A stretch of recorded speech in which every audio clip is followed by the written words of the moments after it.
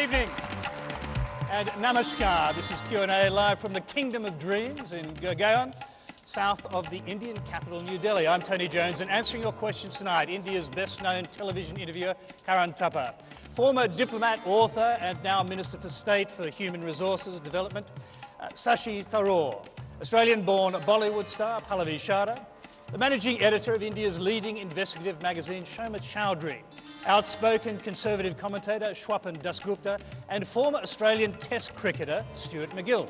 Please welcome our panel.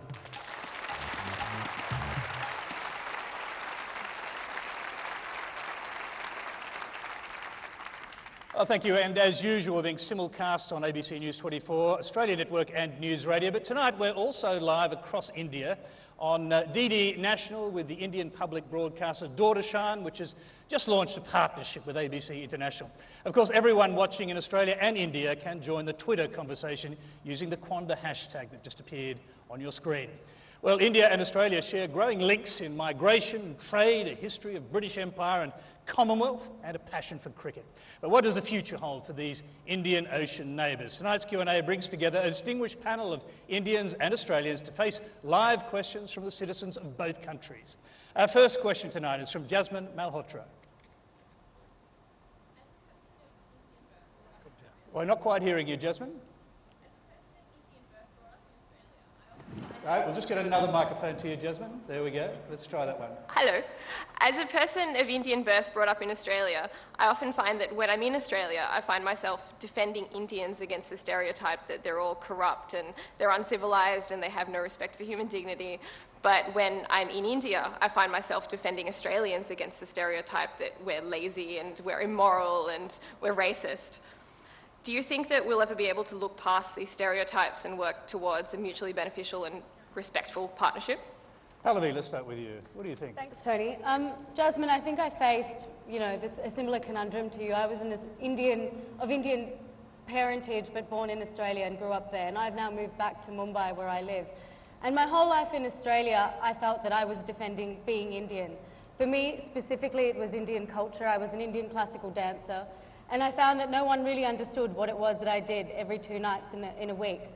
But I do think that things have changed in Australia, especially over the last 5 years. I think, unfortunately, what brought about the change was what happened in 2009, when I feel that there was a bit of misunderstanding between Australians and the incoming Indian students. But now, having gone back to Australia multiple times in the last 4 years, I feel an increase in communication occurring and, changes that are happening because the political elements of Australia are making an effort to create understanding about Indian culture in Australia that goes beyond the stereotype of curry and cricket. And having said that, in India, I found myself defending myself as an Australian. And, everyone thinks that Australia is made of racist bigots, but that's not the case. Australia is not a homogenous group of people. People are very multi-ethnic. I grew up with Greeks, Italians, Lebanese people, and I was always taught, despite some misunderstanding, to be proud of my Indian culture. So when I come here, I find myself being a real ambassador for Australia, but against some pressure. So it's a tough call, but I think things are improving. Shashi Tharoor, what do you think? Well, I think all stereotypes are essentially about people's superficial knowledge of each other. And the more you get to know people, the more those stereotypes get broken down into real people, real emotions, real feelings. I think what's interesting is that we have begun to discover Australia a lot more. The cricket field has certainly helped. But beyond that, there's been Bollywood discovering Australia, films being made there. And we find that Australians are discovering India. Again, the intermediary has been cricket, but we've seen Steve Waugh going off and working with unfortunate ill children in parts of our country. We've seen a greater engagement. And with that has come a lot more political engagement. I think 7 federal ministers and a whole clutch of state ministers have been to India in the last year from Australia.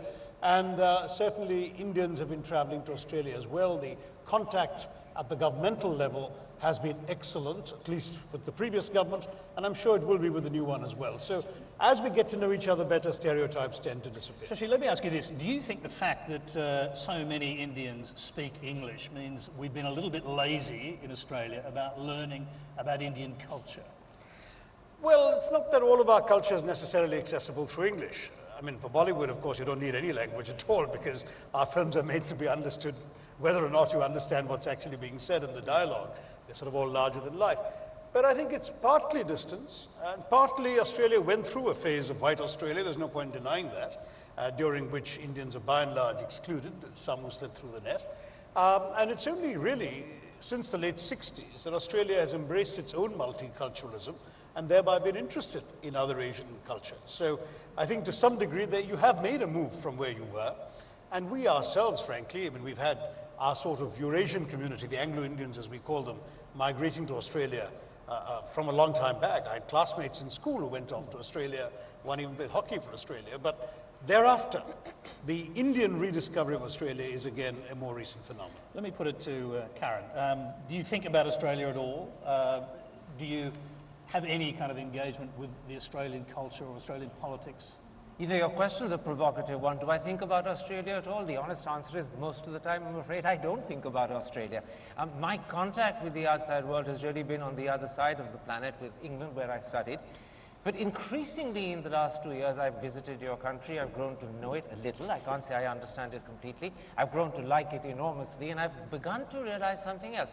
That just as the stereotypes that applied in England to Indians in that country in the 70s when I first went there have broken down substantially and changed, so too with time, understanding and an increasing interchange of people, the same will happen in Australia.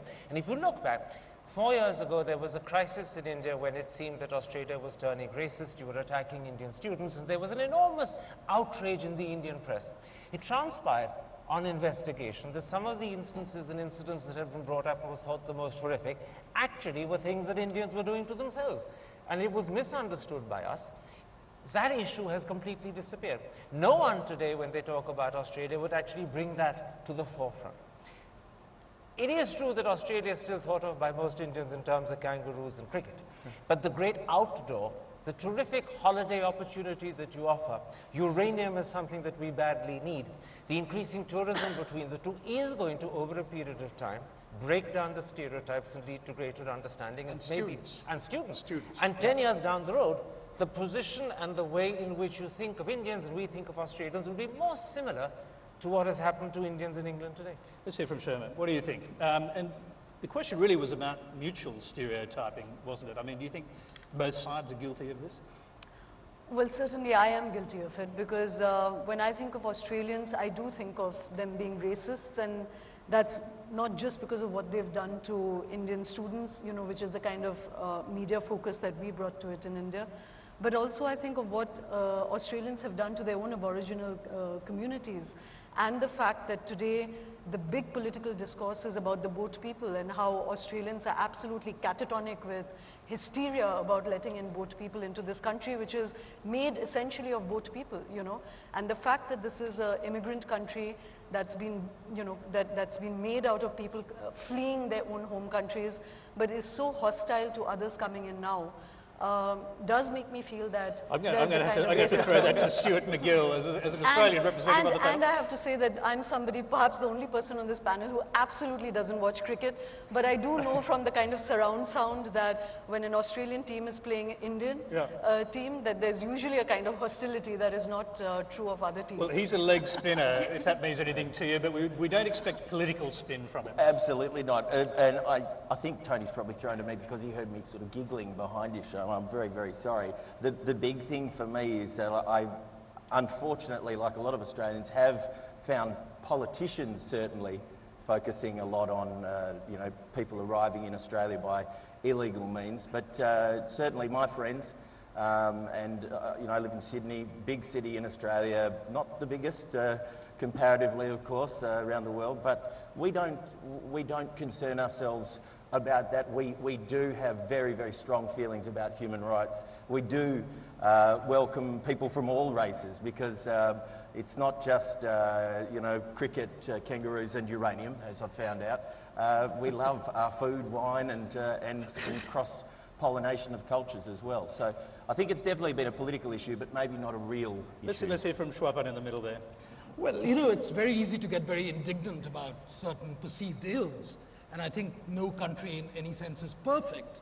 And Australia, I think, and I really discovered Australia 2 years ago when I first went there. It's my only visit.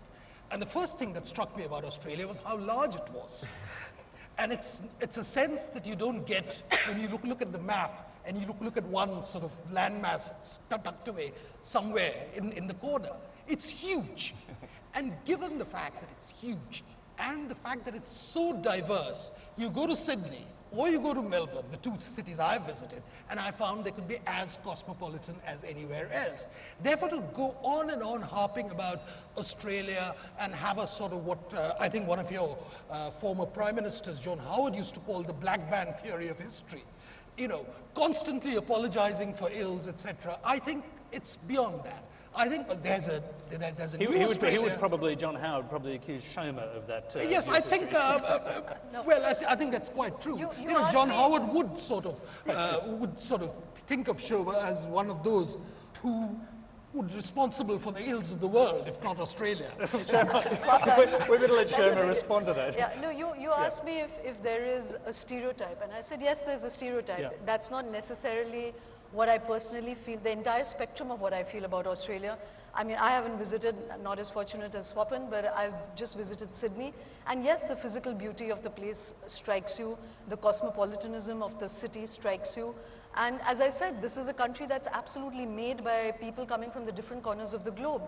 But as much as I would require of us to be self-reflective, I'm sure Australians themselves want to be self-reflective of their ills and that we don't need to put a diplomatic bandage over that. I'm sure that is true. This is Q&A, it's live from India. We've been working with oursay.org and Graham Varney to recruit questioners from rural and regional India. Our next question is from Sonia from Terry in Uttarakhand in the north of India. She sent her question as a voicemail. नमस्कार, मेरा नाम सोनी है और मैं आपसे पूछना चाहूँगी कि जो ऑस्ट्रेलिया में जो हमारे भारतीय छात्र हैं यानी कि विद्यार्थी हैं उनके लिए आपने क्या सुरक्षा वहाँ पे रखी है, उनके लिए क्या नियम आपने वहाँ पे लागू किए हैं? धन्यवाद.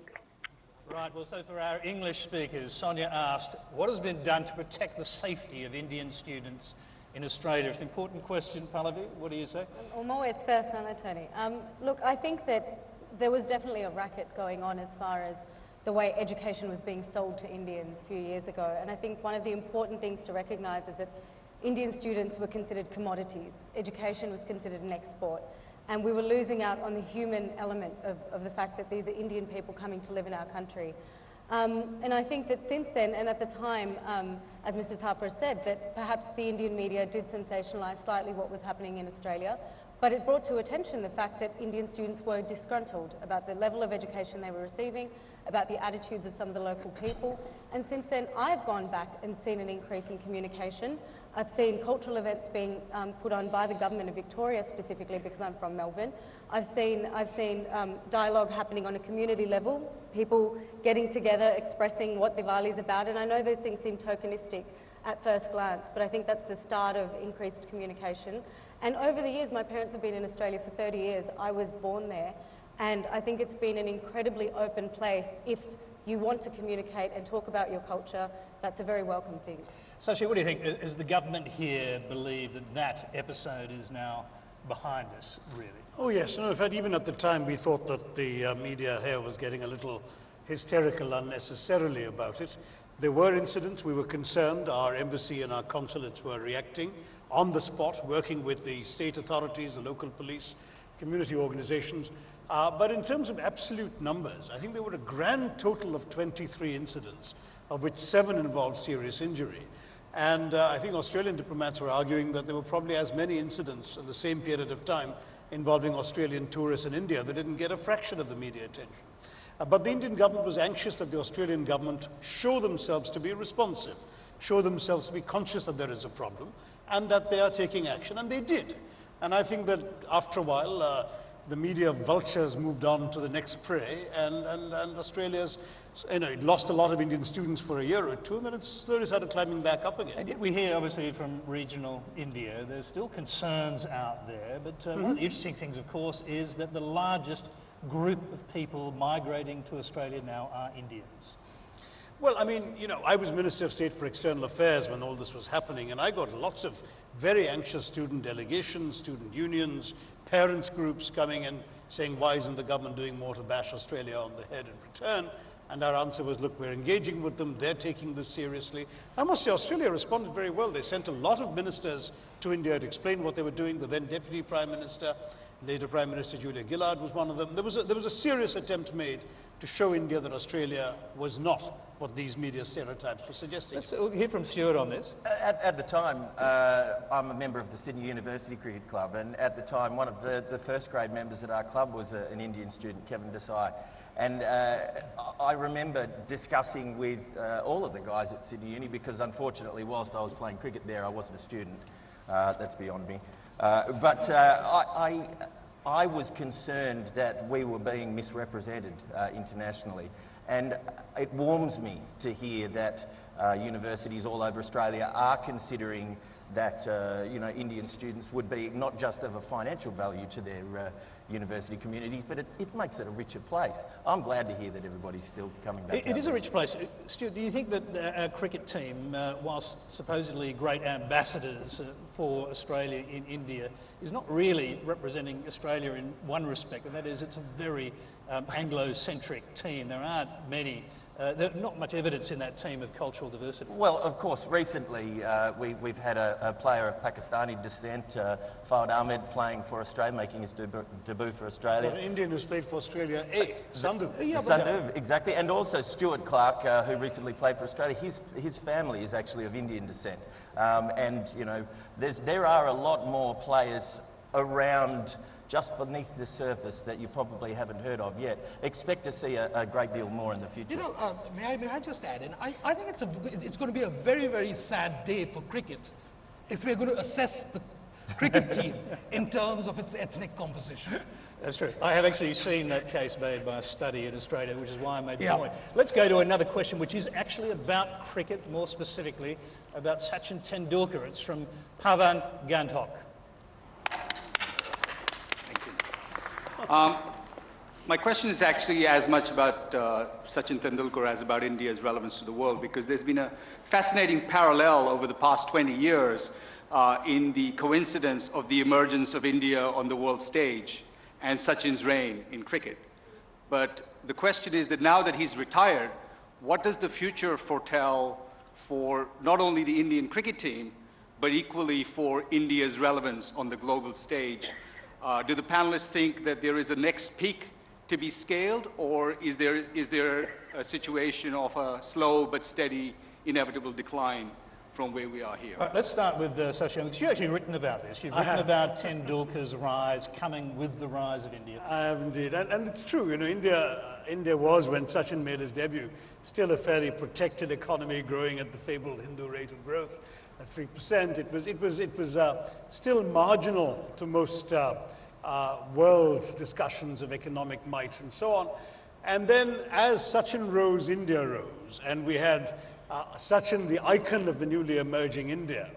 And now Sachin's career is over, India has emerged, and a man who taught India that we could actually be the world's best at something, that we could have the world's best at something, is leaving at a time when winning is the new normal, where he's left behind a bunch of young players who frankly are striding the cricket field with a swagger that might not have been conceivable at the time that Sachin Tendulkar made his debut. So in some ways, he's perfectly captured this emergence of Indian confidence. And one last thought is the economics. I mean, you know, we've gone from being relatively unimportant in international cricketing circles to being the gorilla on the beach. We have 90% of the cricket world's revenues come from India because of Indian television audiences.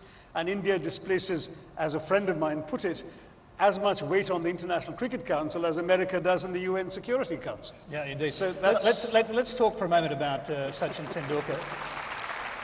Anyone who's been here, as I have over the past few days, watching the kind of reverence for this man, that it's almost godlike. He's sort of like a demigod here. You've actually written that you think he could make use of that. He's been made a member of Parliament. He's been appointed to the parliament effectively, but you believe he might end up or could use that position as a sort of bully pulpit. He could if he wanted to. Everyone says that his nature is not such that he's likely to be tempted to do that. But he has enormous moral authority. And any issue on which he chooses to intervene, people will listen to him. There's no question. As somebody who's occupied so much mind space and heart space in the Indian imagination for 24 years, if he opens his mouth on a matter of public interest, I'm sure we'll all listen. Whether we agree or not, whether some agree or not, he will get a hearing. He will be able to weigh in a way that very few people will be able to in a compromise. Let's hear from Karan on that. I mean, do you think it's even conceivable that he would use that kind of power in a political way? I doubt if he'd use it in a political way, because my instinct tells me he deliberately avoids political controversies, and to use power in a political way is to invite controversy upon yourself, and I think he will seek to avoid that. But he will certainly use it to promote causes that are close to him: sports training, provision of sports facilities. He will certainly use it perhaps on moral issues, where someone like Sachin's voice, whether it's on the treatment of women, whether it's on upliftment of deprived classes, whether it's on provision of healthcare or education for those who don't have it, there I think his voice will be heard, because I think those are issues that he will feel he can raise beneficially without entering controversy. But I suspect he will avoid controversy at all costs. I'll go to Stuart. I'll come to you in a second. Stuart's sort of jumping around there. Tony, he wants to make look, some comment. I think that one of the reasons that Sachin was such a big deal to Indian people in a cricketing sense is because everybody here remembers him as a schoolboy. He started playing cricket the way that everybody in this country started playing cricket. He was making hundreds, I might add, at that time, and very shortly after was playing for India. But he has straddled the period of time when India has become, in cricketing terms, the economic superpower. What I would love to see him doing post-cricket is I would love to see him, I guess, recapturing the hearts and minds of the kids who are playing in the sandlots, behind our hotels, out on the streets. Cricket shouldn't be just a game for the wealthy. It shouldn't just be about IPL franchises. I would love to see Sachin now decide that one of the things that's closest to his heart is those little boys that are out there playing, boys and girls out there playing cricket, because it's a game for the people. Well, another great subcontinental player, Imran Khan, actually has gone into politics in Pakistan. Could you even imagine that happening with Sachin Tendulkar? Well, Imran was very, very comfortable being a captain, of course, and leading movements right from a very early age. You know, as my fellow panellists have said, it appears evident that Sachin likes to calm the waters, you know, behind the stage, if you like. All right, let's hear from Shoma on this. You were going to jump in before, and I know that you're not a cricket fan, but you must be aware, obviously, of his almost godlike reverence for Sachin Tendulkar. And I have to say that, you know, what Sachin is on the field is godlike, as you said, but in public life, I think and a lot of our public icons, given the amount of adulation they get, are extremely disappointing as public figures. And I don't expect Sachin to go into politics at all. It's not part of his temperament. But I'd be extremely... He already has a seat in Parliament. Yeah, but I'd be extremely, extremely taken aback and pleasantly taken aback if he espouses even two of the causes that Karan has spoken of. Because the fact is that he has never used his preeminent position to speak up on any issue in this country. And I don't mean that it has to be any controversial political issue. He has not used his eminence for anything, you know, and not even for sport. So as I said, I would be very pleasantly taken aback if he does that. And I'd be very pleasantly taken aback if many public figures in our country who are adulated like gods, I would name Amitabh Bachchan as one of them, who would use that eminence for anything. But so far, we've not had the Muhammad Ali kind of public figure in our country. Tony, there's an interesting contrast you can draw between Imran Khan and Sachin. If you recall, when he won the World Cup in Australia in '92, Imran delivered a speech that became instantly controversial both in Pakistan and with his team there on the field, because he forgot to thank them. Yes. He spoke purely about his personal ambition, which was to build a hospital for cancer in his mother's name. Sachin, in contrast, when he delivered a speech which he said hadn't even been scripted or thought of, made a point of thanking practically everyone who had featured in his life. Not just his family members, not just his children, but his coach, his team, and others who played a role. And that, I think, is an important distinction to draw. Sachin is very conscious of what he needs to return and what he owes. At least that's the impression he's given me as an outsider. Imran, on the other hand, is a man who's determined about what he needs to do and how he's going to get there, but quite happy to forget those who've helped him to get to that position. Let's hear from Unfortunately, he didn't pay the taxes on one of his luxury cars. You know, I think that says something about Sachin. No, I mean, you know, there's the one fascinating thing which marks the rise of Sachin, and I'll take off from where Shashi left off. I think to a very large extent, the boom in Indian cricket also corresponded with what I may call the Australianization of Indian cricket. It became far more aggressive, it became far more competitive, and we abandoned the sort of game of the lordly amateur, which was what the game in the 60s and the 50s was all about.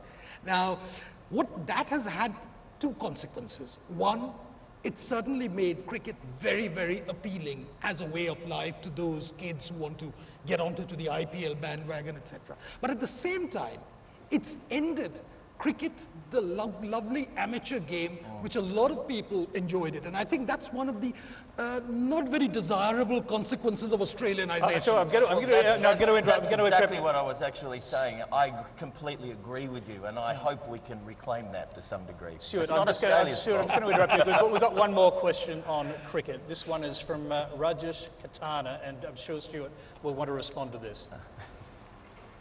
When we come to the greatest batsman of the world, Sachin Tendulkar or Don Bradman. So please tell me who is the greatest between of them? Stuart MacGill, who's the greatest, Don Bradman or Sachin Tendulkar? Don Bradman or Sachin Tendulkar. I think it would be unfair of me to comment on Don's prowess, considering I wasn't alive when he played.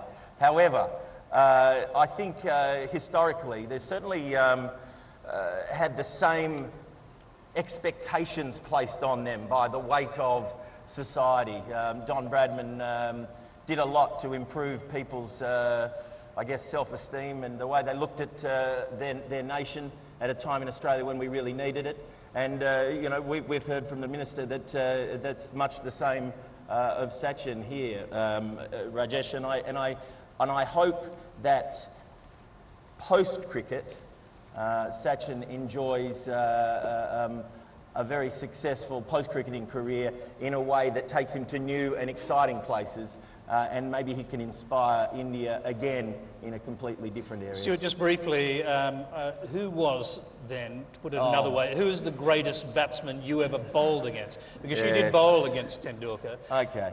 Yes, well, look, I did get to bowl to Sachin. In 2003, I played against India in Australia.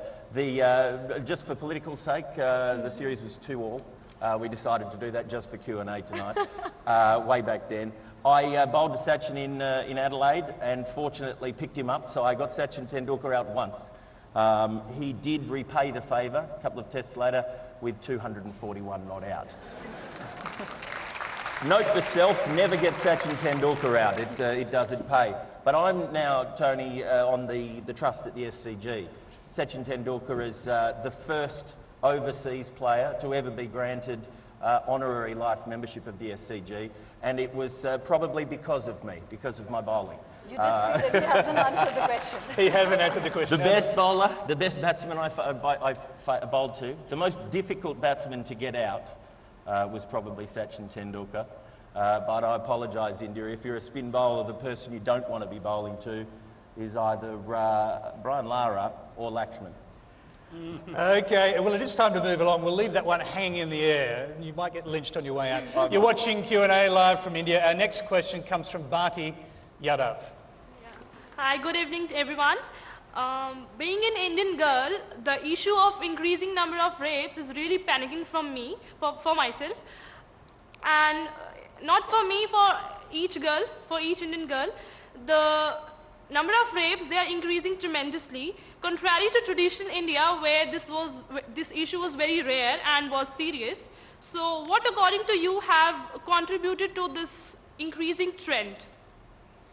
Okay, we'll start with Shoma. Well, Bharti, I don't think that rape is on the increase. What is on the increase is that women are speaking out, and I think that that's a really positive thing. We are an extremely misogynistic society, though we don't see it like that. You know, from the moment of birth to moment of death, a woman has many more impediments to her life cycle than a man does. You know, from the very hurdle of being born, we have the largest feticide numbers that you can think of anywhere in the world. And you know, you go through the whole thing, the dowry, the acid attacks, discrimination in terms of whether you get to school or you don't get to school, higher levels of malnutrition, you name it. And the only thing I say about India, we do a lot of journalism based on women's issues, is that everything you say about India, the opposite is also true. And it is extremely fortunate for many women to be born in India because you have many opportunities, you have many freedoms. But by and large, I would say we are an extremely misogynistic society. And I think it's a misconception that traditional Indian society was more you know, liberal or more just where women were concerned. That's absolutely not true. What we suffered under was a conspiracy of silence, and women are speaking up now, the media is more focused on it, and that's why you have a sense of increase.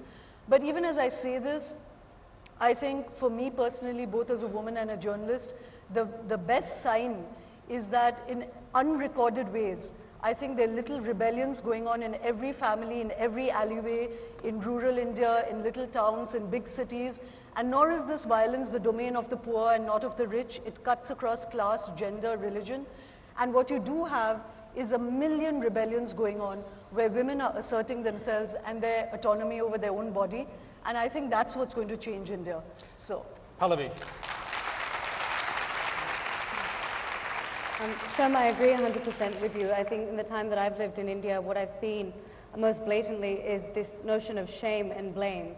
That women feel very reluctant to talk about the fact that they've been victimized in this way or they've been assaulted sexually. And what I've seen is the rise of intrafamilial sexual assault as well, which is very disturbing because sexuality is repressed in this country to a very large degree. People cannot express themselves. Women find it very difficult to find self-determination. They always have to be robed a certain way. There's this attempt to modernize in urban centers vis-a-vis this attempt to maintain tradition. And they're left in no man's land. It's very, very difficult. So I think, you know, the fact that India has risen out of apathy in the last 1 year, or at least I've seen that change, is a positive sign.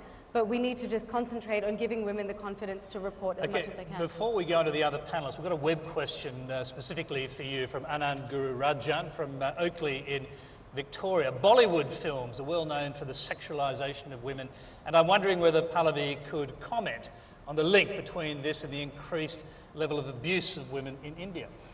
That's an argument that's been made many times, and I know that Bollywood is known to objectify women. There's a notion of an item number where a woman might be scantily clad, dancing away and trying to tantalize the men around her. You know, and I think Shoma's written about this. It's the notion of the goddess or the slut. And sometimes what is trying to be projected is this notion of a devi or a goddess, but it's being translated in a different way. So there's a line there that's being traversed all the time. And it's often giving license to many people to be voyeuristic in relation to women. And that's something I think it's a responsibility of an actor or a performer to be careful about. Tony, may I just say something here? I think this issue about Bollywood is really important because it's not that cinema has to always be politically correct. It's not that, as many have argued, that, you know, all dances and all sexual scenes. In fact, there's even a move now that no rape or no violence against women should be shown in Indian cinema. And I would be horrified if we were to infantilize ourselves in that way. So I don't think that you have to censor this. I think the onus of it lies in the director's eye, in the way the camera presents these things. And so it's not that you shouldn't have this, it's not that you shouldn't have dancing, it's not that you shouldn't have titillation, but that the director's eye and his moral voice or her moral voice should be very clear. It should be presented as something that you don't necessarily want to emulate, whereas right now, Hindi cinema presents titillation and eve-teasing as being what women live to, you know, live for. What is eve-teasing? Is not a concept we'll be familiar with. Well, eve-teasing is a very old-fashioned word. It is to basically say that women present themselves for male, cheap male teasing, you know, and that they're quite happy to walk down a street, and a man whose attentions they don't want will lavish the woman with that attention, and ultimately at the end of the film she and he will get together, you know. So it kind of legitimizes an unwanted attention from the man on the street. And I'm saying all of that is part of our society, and it should certainly be part of our cinema. What right now is really dubious is the way in which the camera and the director's eye works itself out in our cinema. Let's hear from Karan down the end. And what is the responsibility for men here, particularly in the way they bring up their sons? Absolutely, and I think there's an aspect of rape in India that's either overlooked and worse still quite often ignored, and that is the simple fact that rape happens because men rape. And I don't mean that to be simply a glib statement of fact. What I'm trying to suggest is the way in which we bring up our men, our boys. We inculcate in them from childhood the belief that boys are gods, and we bring them up as little princes, at the same time as treating their sisters as if they're a curse. And it is the attitudes that are engendered from childhood that work their way through teenage, into young adulthood, into maturity, that give men the belief that women are a commodity, that they are a plaything, that they are there as sexual objects, that somehow the family will understand. And you have corroborative attitudes that come from mothers and aunts and grandmothers who say to their daughters, you mustn't go out, you mustn't dress like that, you're exciting the attention of boys. That attitude needs to change, and it needs to begin with the way we bring up our young boys. And the truth is, Indian mothers, grandmothers in particular, but often sisters and wives, are responsible for the fact that they engender in their little young boys an attitude of difference and superiority, if not being better. And that's the root cause of the problem. Let me throw that to Shashi. Were you brought up as a princeling, effectively? No, actually I had two sisters and I was brought up to feel responsible for them. So I think it'll vary from family to family. I'm not disagreeing fundamentally with Karan's point that in traditional society there has been a privileging of the male child over the female. The male child is fed first in many families before the girls are, and that sort of thing. And very often the boy is the one who's given a good education and so on. The girls, well, it doesn't matter if they're in school. I mean, that's very often the case, particularly in rural India, small town India, old-fashioned India. But that is changing, and I think certainly Bollywood and other images of empowered women have certainly helped bring about that change. I don't want to repeat what everyone said. I agree completely with Shoma that it's not that more rapes are happening, it's we're more aware of them now. We didn't know about them before. Now people are talking. There's a free media that's publicizing it. It's become an important issue, and certainly the mass media, which in the past got away with a lot of, frankly, unattractive depictions of women being harassed, there's no other word for it, and yet succumbing in the end to their harassers. I think they're much more conscious now, and they're also depicting women differently, though the item numbers have got much worse than they used to be. Now, having said all of that, the key thing also is response. Bharti asked about how young girls in India are feeling unsafe, and that's something I'm genuinely concerned about as an elected representative. When we had the horrific rape in Delhi, I was in my constituency in Thiruvananthapuram when all the protests erupted here, and there, you know, as far away from Delhi as you can fly without falling into the water, there were young people lighting candles in our martyr statue, and I talked to them, and I discovered that the girls there are equally concerned about can they be safe in our country after dark and all of that. There's now a great consciousness of this. Certainly there are more girls out there on their own after dark or with male friends who therefore feel that vulnerability and therefore need that protection. And I think we've been slow, not just as a society, but as a state, to respond to this need. We don't have enough police patrolling, we don't have enough mobile patrols in certain areas, we don't have enough rape counseling in crisis centers. There's a lot more the state could be doing to augment the sense of security that every Indian citizen, every Indian woman citizen is entitled to. Okay, I'm going to move on because we're, Just to make one point, because there's such a sense that rape happens outside and it's after dark, and when you step out, I'd just like to put a really horrifying statistic that 90% of rapes and sexual assault in this country happens within the family or by people that you know, and most of it goes unreported. So this really is something that we need to fix societally. Of course, the state must have better response mechanisms, but rape happens within the home and within your known environment rather than when you step out into the dark. But having said that, I think it's important to point out that the status of women in India in the past 50 or 75 years has improved exponentially, far more than any other society. And compared to where we were, say in 1947, to where we are now, I think that is a cause of achievement, and we should also celebrate that. Okay, I'm going to interrupt you because we've got quite a few questions to get through, and some of them are really important ones. This one in particular is from Dr. Ushvinda Popley. I would like to say that India is a country with a lot of economic growth and development, And to be effective, this growth and development should percolate to the masses and its gain should be translated to the masses. But we are not seeing that kind of percolation till the grassroots level. What would the panelists say that why we have not been able to achieve with so much of growth and development, why are we not able to reach it to the people at large? That's the equity question, Shoma. Yes, Ushwinder, I really thank you for that question. It's certainly something that upsets me and engages me hugely. I think partly it's a huge design defect and it is immaterial whether the BJP or the Congress rules at the center or indeed a third front, because there's absolutely nothing to choose between their economic policies. So far there's been this sense that there will be a trickle down. Certainly we are the beneficiaries of the economic wealth of the last 20 years that's been created, but there has been no, it's been jobless growth. We've created 30 million jobs in 20 years. And the amount of outrage that there is today over welfare spending, you call it welfare spending, I call it investment, because we keep speaking of the demographic dividend, but actually they are almost, you can argue over the percentages, but 70–80% of India does not have access to healthcare, to education, to drinking water, to basic medical facilities, and definitely not to jobs. Shoma, and the one thing I'd like to say is that I want you to say more, actually, but I want to interrupt you just to say this. In 2012, you went with a team of economists to Uttar Pradesh, where you saw terrible poverty, and partly in response to that, we've seen in India a couple of months ago the Food Security Bill, which is basically a bill passed to try and give more food to people who are malnourished and in many cases suffering as a result of that. But the reaction from elites and economic elites and others in India was intensely negative to this move. Tell us why. Yeah, I think it's shocking because people feel that this is, it's harming the fiscal deficit. People feel that this is a profligate spending. They feel that if you bring food to these people, that they're going to become so lazy that they're going to stop working.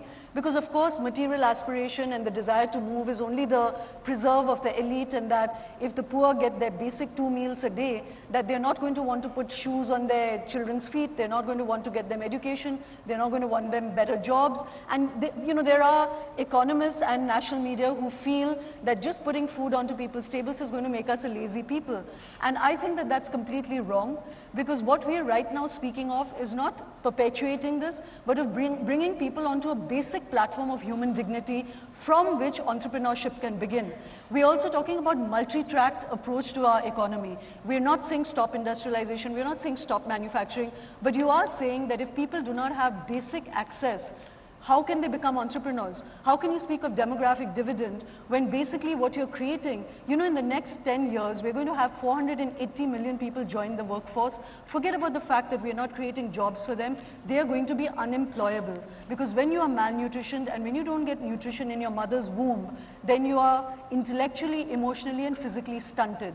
And if you speak to anybody now, we have actually a workforce crisis in this country entirely because of the short-sightedness of our governments. And I don't think that the two, one keeps then being seen as left or center or as socialist. I think we're in a beautiful place in India's history when high capitalism and socialism can go together by dropping the isms. We need a middle ground. I need to hear from other panelists, and I'll go to I'll go over to someone who arguably comes from the right. Now, I'd like to ask you whether you think that this idea that the markets were food poisoned as a result of this bill has any currency. I think, that there's one way of trying to guilt trip the whole of India by saying that anyone who opposed the food security bill actually wanted people in poverty because they felt that if they ate, they would become lazy. Now, that's a wonderful type of stereotyping which is done. The whole point is, at present, we have to look at how much can we afford. It would be ideal if we can create a mini Sweden within India, have about 80% taxes also along with it. It would be ideal if everyone could get unemployment benefit if they don't have a job. But unfortunately, money does not grow on trees. We have to work with the limited resources. What has happened in the past few years is that a considerable amount of resources has been taken away from investment in infrastructure and education and has actually been moved into areas of welfare spending where less than 40% probably reaches the intended beneficiaries. So rather than create the environment in which growth is possible, we've created a bloated state. Now, if we want a bloated state, I think we are fully entitled to create one. But can I just interrupt you there? Can you actually afford not to feed people who are malnourished? Of course not. Yeah. I think today the objections were that these are schemes which are best done at a local level. Okay, these are schemes which are not done at a one-size-fits-all thing, that a scheme which is meant for the northeast of India is not necessarily applicable for for Shashi's constituency in southern India. So there is a diversity of India, that there is a lot of local planning. Sharma wants to get in on this briefly. I need to look to your right and not let the conversation be dominated by the left, not just physically, but ideologically as well. Karen, and it's not that I'm actually intending to put in an ideological right-wing viewpoint, but the question that was asked and that triggered off this discussion was, why is the development policy of successive governments not actually trickling down to people to improve their lives? And the answer is partly what Shoma has talked about, but largely it's to do with something else. What you need is a policy that generates entrepreneurship, which creates employment. Those are not things that government can do by fiat or diktat. Those are things that are done by creating an environment that encourages investors to want to put their money to create jobs. There are restrictive laws and policies that need to be revoked. For instance, we run a regime where unionization ensures that the 7% in unions have a labor policy that disallows the 98% outside unions getting easy jobs. You need to have a relaxation of the labor law market so that entrepreneurs feel free to set up a company. At the moment, if you set up a company and you're employing over 100 and it fails, you are stuck with your employees even if your company has collapsed, which is a great deterrent against. I'm going to ask for brief answers from everybody. I'll bring you back in. Shoma, you have to let other people speak, because there are two other panelists who want to be heard as well. I really do. Sashi wants to get in on this, and then I'll come to you, I promise. Okay, Sashi. Now, the fact is I come down somewhere in the middle of this conversation, because the truth is that Shoma is right that there still is awful poverty, inequity, some malnourishment, all of that. But it is also true that we have made some real progress. In the last 10 years, we have pulled 138 million people out of poverty. There are now more children in school than ever before. There is progress being made, and we Indians are very good at criticizing ourselves. But the fact is that while our population has grown, the number of poor people in the country has shrunk. And that is an indication that some things are working. Some of the benefits of our economic growth and development are reaching where they should. As for the social safety net, obviously I'm part of the government and the ruling party that voted for the food security bill. So I will disagree with Swapan to the extent that I do believe that we need to do this. We need to ensure that at least everybody in this country has the basic grains they need to eat before they don't want to go to bed hungry. We have to ensure that they don't. But having said that, in our country, some states already have even more far-reaching schemes. So to that degree, Swapan is right. It's not one size fits all. In my state of Kerala, the government is already giving rice at 1 rupee a kilo. The central government is offering it at 3. So there are variations in any case within the country. Okay, brief answers is what I'm calling for. And, well, there have been benefits. A very brief response. It is not hopeless. Yes, okay. Very brief. I absolutely agree with Swapan on there should be no one size fits all. I disagree when he says, can we afford the food bill? Because we give 5 trillion in tax evasions to companies in this country. If we can afford that, we can afford one lakh. It's not tax evasion, it's tax avoidance. Tax avoidance. Just a moment, before you misrepresent something and mislead the audience, you're talking about, in fact, deliberate policies of tax reduction and avoidance to encourage entrepreneurship, to encourage employment, to encourage productivity. If that didn't happen, half the growth that you see would also be lost. So when you call it tax evasion, A, you're wrong in terminology, and B, you're ignoring the very important byproduct of growth that emerges from it. Give the full picture. Yes, you can. Keep it brief. Whether you call it the fact that you're giving tax sops to encourage growth, that's wonderful, and we must get that. But if in the same breath you say that you can afford to give give tax sops in 5 trillion and you can't afford a food security bill, I don't agree. But much more importantly is what Karan was speaking about enabling entrepreneurship, and I completely agree with that. The problem, Tony, is that both governments, whether it was BJP-led or Congress-led, has been focusing on, and when Karan speaks or Swapan speaks, we're talking about 6% of this economy. 94% of this economy is not part of the national conversation. Okay, when you speak of labor, they're not part of this conversation. So, Tony, may I just finish? May I just finish? This is a myth to suggest Swapan, that it is a myth to suggest that I'm going to call a halt to this discussion Tony, because you've got an election coming up next year. And the next, your next question is from Tony, Joy may I Roy. finish making this point? You do it in 10 seconds. That I would love it if the governments enabled small entrepreneurs, because definitely what Karan is saying is true. We want more entrepreneurship in this country. We need all the 80% that are not part of this conversation to be entrepreneurs. Okay. And I don't think we're discussing them. So I'm not left of center. I'm saying, of course. You're far left of center. All right, one of the interesting things for Australian audience listening to this is the echoes of similar arguments that we're having in our own country. Our next question is from Ajoy Roy. Well, India with its emerging youth is poised to be one of the biggest economic superpowers by around 2020 and beyond.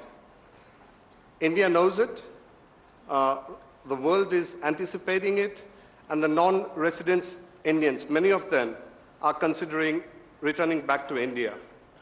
In view of this, and in the context of the forthcoming elections, what does this panel know about the credentials of Mr. Rahul Gandhi and Mr. Narendra Modi, and its implications for the people of India and Australia if one of them is elected as the next Prime Minister? Okay, let's start with Swapan Dasgupta, because I think it's known that you are generally a supporter of Narendra Modi. And perhaps you need to explain who he is to an Australian audience. Well, he's been the Chief Minister of a province in Western India for the past 12 years. A state, Shoma, not a province. Well, a state, okay. I was using Australian analogies. No, we have states too. We play the state game. Sorry. But that's all right. Now, I think this disregard for historical facts that Narendra Modi shows every day I think, has you know, rubbed off on his fans. Ding, ding, ding, ding, ding.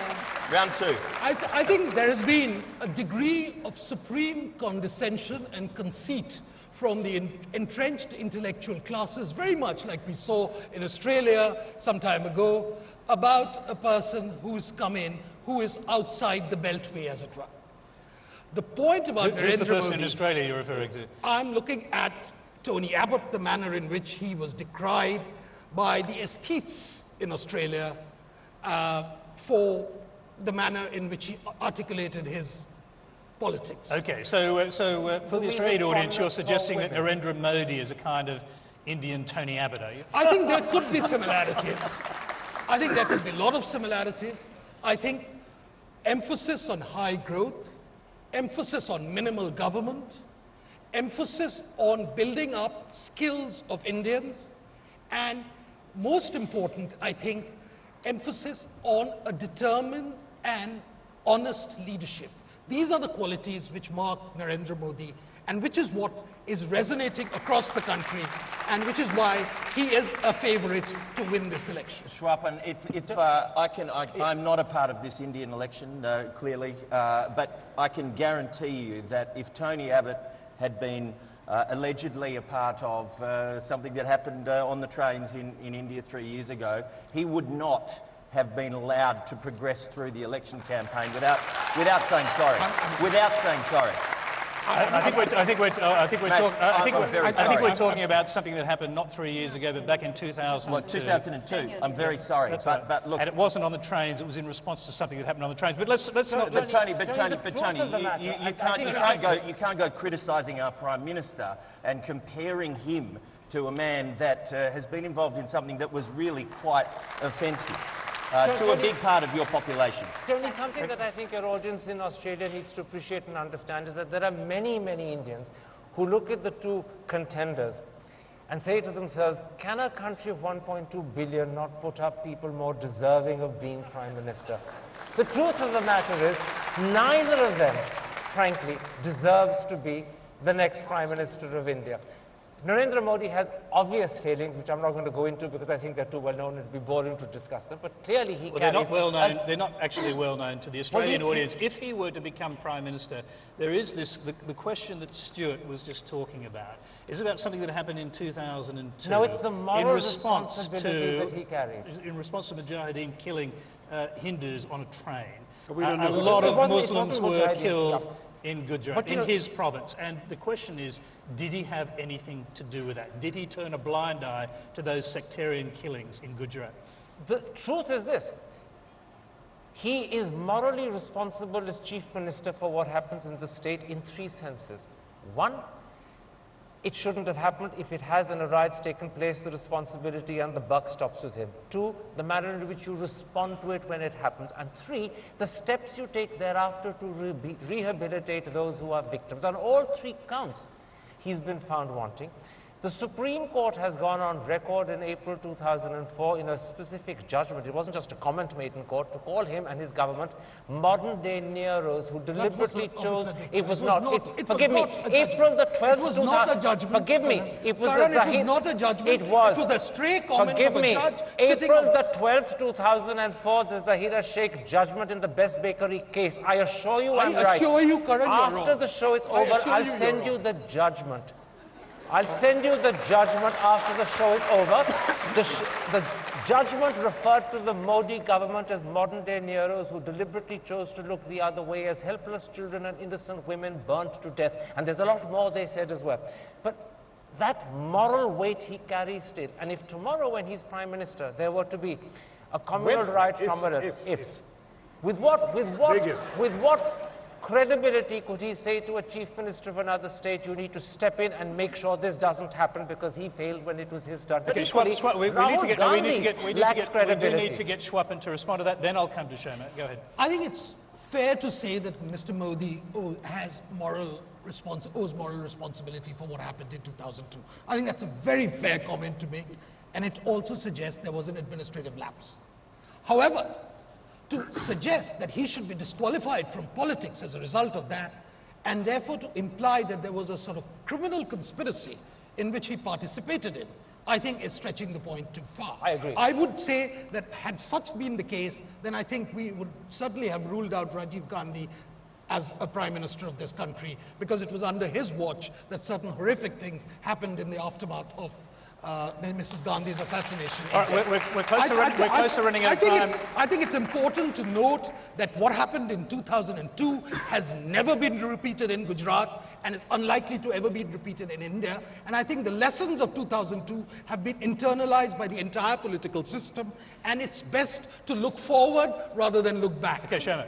I think A brief answer, I'm sorry, because we're running out of time. Swapan is right, but I'm tired of the moral equivalences we keep making that because the Congress screwed up in 1984, that it's okay to do so in 2002. And Swapan seems to have really short-term memory because it's barely a few months old that we've had the Muzaffarnagar riots, in which not only the SP and the Congress, but the BJP had a huge hand to play in. Really? And unfortunately... Really? Yes. I mean... Really? I mean, Swapan, do you not know? You are really I mean, this is wonderful. The point is, it's an SP government. Swapan, where do you bring Mr. Modi into the Swapan, picture? Did I mention Mr. Modi? You brought the BJP into the picture. Are you unaware of the fact? Completely unaware. Yes, I am unaware. Ladies and gentlemen, I'm just going to give... Tony, no, may I finish making the point? Yes, okay, if you're quick. I'm really sorry if a public commentator like Swapan is unaware that both SP and Congress and BJP ministers and MLAs had a role to play in those riots. There was a BJP MLA that actually put out an extremely egregious and false piece of video which created a lot of tension in that place. And the fact that the top leadership has not seen fit to criticize his actions is appalling. And that's true of the Congress and the SP as well. Right. So I just want to say, I want to reiterate what Karan said. We are a benighted nation if today we are left with Narendra Modi and Rahul Gandhi as the top contenders for Prime Minister. Swapan, we actually need to hear from Shashi. We don't run a presidential system here, we run a parliamentary system. Parties in our country will be voted for. Who they choose as their leaders is up to them. The BJP has chosen Mr. Modi.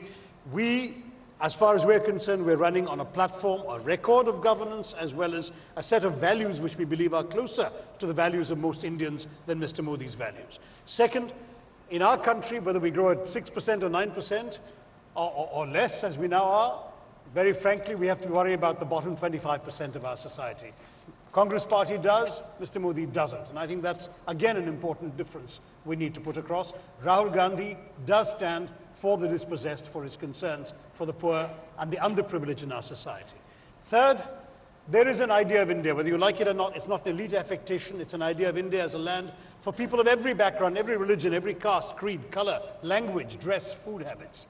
That India is a capacious India. It's an India that incorporates everyone, where everyone has equal rights, equal beliefs, equal authority, equal duties. Congress stands for that. Mr. Modi does not. He stands for a much more narrow sectarian vision, as his repeated statements, pronouncements, and conduct have demonstrated. So I believe there is a choice. And to reduce it to merely two individuals is not right. We have to look at what exactly we want our country to be all about.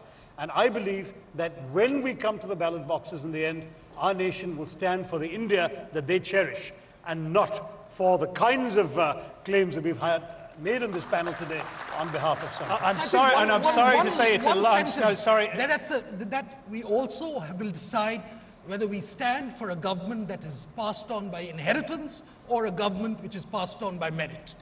Okay, that is all we have time for tonight. I'm sorry to say we're a live program and we're out of time. In preparing for this program, I did read a book called The Argumentative Indian, and I think we've just seen some evidence that that is in a true description of the country. Please thank our panel, Karan Thapar, Shashi Tharoor, Pallavi Sharda, Shoma Chaudhury, and Swapan Dasgupta and Stuart MacGill. That should have been Swapan Dasgupta. Now, a special thanks to our partners and viewers at Doordarshan TV and the Kingdom of Dreams and our audience here in Gurgaon. Please give yourselves a huge round of applause.